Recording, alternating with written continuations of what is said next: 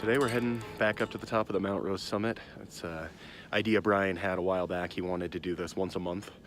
And while I haven't joined him on every trip, this will be my second time up there this winter. Today's video is going to be a little bit different. I want to talk about the psychological effects of accidents on the trail. A few years ago I had a really nasty fall coming down Tower Peak, and it's had a lasting impact on my mental state on the trail. So we're going to dig into that a little bit, and hopefully some of that helps you if you've had a similar experience. So let's head up to the summit.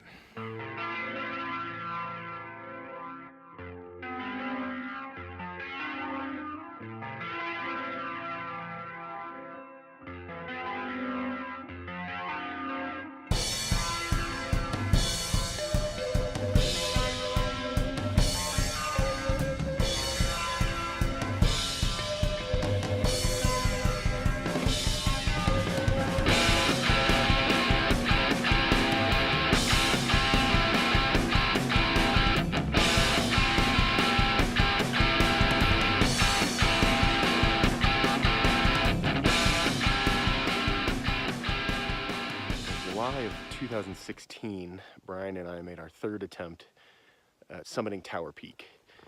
The first time we went up there, we just weren't physically ready, and we didn't give ourselves enough time. The second time, we were a lot more fit, and we gave ourselves a lot more time. We planned it better, and the weather just didn't agree with us summiting. We made it about 100 feet from the summit and decided it wasn't worth the risk. You know, the mountain's not going anywhere. We can always come back.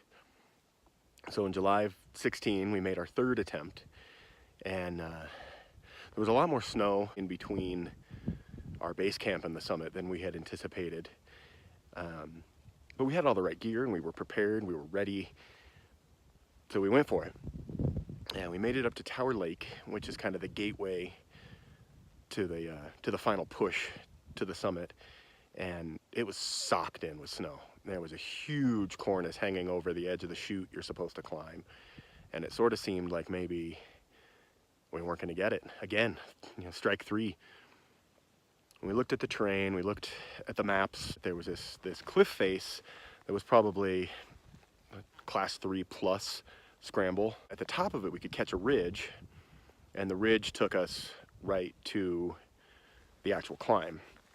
So we went for it, and it worked beautifully. A couple of little snow patches, but nothing insurmountable, and we summited. It was glorious. And on the way out, I think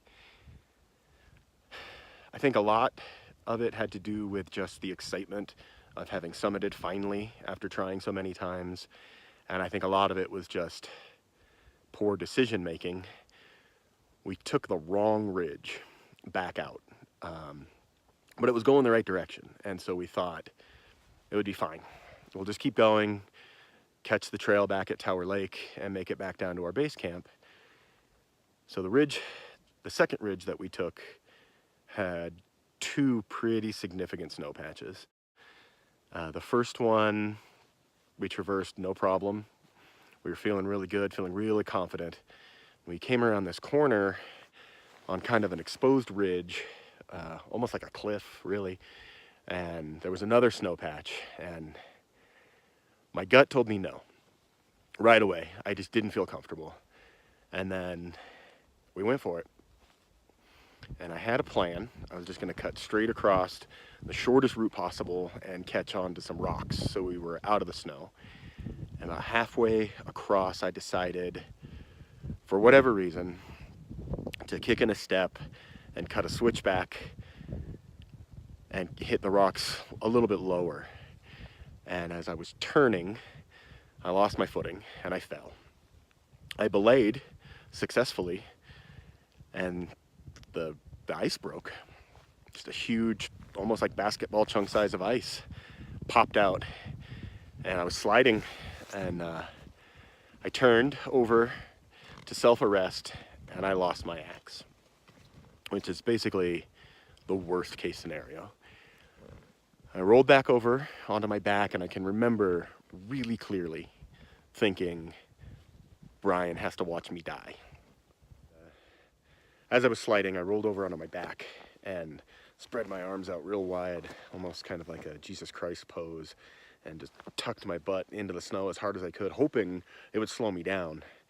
It did not, but it turned me, and that turned out to be what saved me.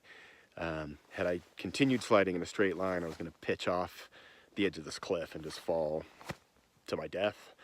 And as it turned out, I turned just enough that I got pinned in between two boulders. I broke my heel, and I had some pretty significant deep tissue damage and cuts and bruising, but I was alive. In the moment, that was enough. And I remember hearing Brian yell something. I wasn't even aware of him until I'd already stood back up, and I don't remember standing. I just remember sitting there for a few minutes thinking, am I dead, or did I make it? And then the next thing I knew, Brian was just standing right next to me. Right after Jim fell, I screamed, "Get it, get it," saw him lose the belay and then lose his axe. And then right as soon as he was smacking into the rocks, I lost my footing and was able to arrest with my axe and kind of just ride it down to the little rock band where he had stopped. It was very clear that he was in shock and that stuff wasn't fully exploding with pain yet.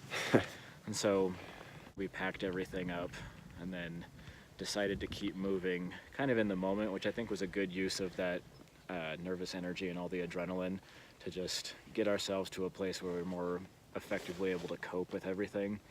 So we spent about the next half hour not really saying much to each other, finding our way through the rock bands back down to to Tower Lake and then back down to our campsites.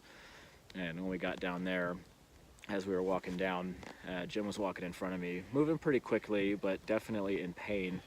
And I turned around and looked back up towards the slope that we had been on, and I guess taking in the angle of it from a different perspective, I sat down for like kind of on my heels and threw up into the bushes as Jim kept walking along. And I didn't really tell him I had taken the picture, didn't tell him that the adrenaline had finally caught up with me. That picture messed me up. When we saw that back at the campsite, he showed me the picture of the face I fell down, and you could see really clearly the track where I had slid and how close to death I really was. Seeing the scale of the cliff band that he would have gone over was what kind of tipped it over the edge for me a little bit, and then understanding how fast he was sliding and how hard he had to have hit those rocks, and had we have been 10 feet higher on the slope, or had he have not attempted to self-belay first, his speed would have been just right to have caused him to kind of go up and over those rocks, and that was a lot to handle. So since then, anytime we've been hiking in the snow, I've had a lot of anxiety, and the first year of getting back out there was a couple of days where I had full-on panic attacks. I remember we hiked Tamarack one day, and I kind of lost it a little bit on a pretty small patch of snow that wasn't really that sketchy. And it just, the anxiety was there, and the terror of that fall was still there. And it still is today. Like, even on a day like today where we're walking through ankle deep powder, even with our snowshoes on, you know, we're post holing a little bit, and conditions aren't awesome. My beard is frozen. I still feel it in my gut a little bit. To me, the biggest lesson there is, you know, I had a close call, and I learned from it. My biggest mistake was not listening to myself. Like, I didn't feel comfortable on that slope, and I should have found a different route. I should have insisted on finding a different route, and I didn't. And so, you know, I try days like today, I'm getting out here as much as I can in the snow and trying to overcome that anxiety and push that fear back and still get out and do the things that I love. Today's a really good example because the conditions aren't awesome. Brian's not feeling super strong today. He's feeling a little sketchy. And so we were deciding not to summit. We're going to go back to the car and just call it a day. And sometimes that's what you have to do. You have to make those hard choices. And, you know, like I said earlier, the mountain's not going anywhere. And in a year like this, the snow's probably not going anywhere anytime soon. So we can do this again. There's no point in pushing yourself past the point of comfort. And I feel like a lot of times that's sort of inviting disaster. If you're already feeling uncomfortable, if you're already feeling kind of pessimistic about the hike, that's not the day. And that's fine. Just do it a different day. So as Jim and I have kept hiking with each other, we've been more open with our communication about who's feeling what and kind of how your gas tank is doing.